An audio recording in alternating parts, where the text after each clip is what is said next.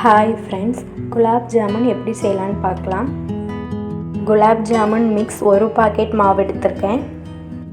காய்ச்சாத பாலை விட்டு நல்லா மிக்ஸ் பண்ணணும். கொஞ்சம் கொஞ்சமாக விட்டு மிக்ஸ் பண்ணுங்கள், ரொம்ப அழுத்தம் கொடுக்க வேண்டாம்.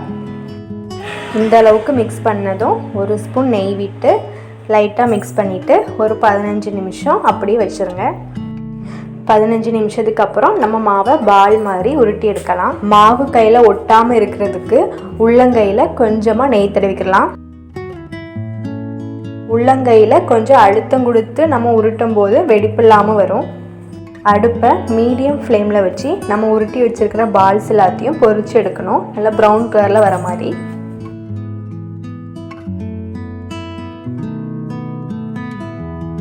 பால்ஸை நம்ம எண்ணெயில் போட்டதும் கொஞ்ச நேரத்தில் அது மேலே எண்ணெய்க்கு மேலே வந்து மிதந்துடுது. அதுக்கப்புறம் நம்ம கரண்டியை வச்சு கொஞ்சம் பால்ஸ் எல்லாம் அசைச்சு விட்டோம் அப்படின்னா எல்லா சைடுமே ப்ரௌன் கலரில் வரும். ப்ரௌன் கலரில் வந்ததும் நம்ம எண்ணெயிலேருந்து பால்ஸ் எல்லாம் எடுத்துடலாம். அதை ஒரு பாத்திரத்தில் போட்டுருங்க. எல்லா பால்ஸையும் எண்ணெயில் போட்டு பொரிச்சு எடுத்தாச்சு. பால்ஸ்லாம் சூடு ஆறுனதும் நம்ம சீனி பாகில் போட்டுடலாம். நம்ம பாகு எப்படி செஞ்சுருக்கோம் அப்படின்னா 3 கப் சீனி, 3 கப் தண்ணி, கொஞ்சமாக ஏலக்காய் தூள் சேர்த்துருக்கோம். சீனி நல்லா கரைஞ்சி பாகு நல்லா கொதிச்சிடு அப்படின்னாலே நம்ம வந்து அடுப்பை ஆஃப் பண்ணிடலாம்.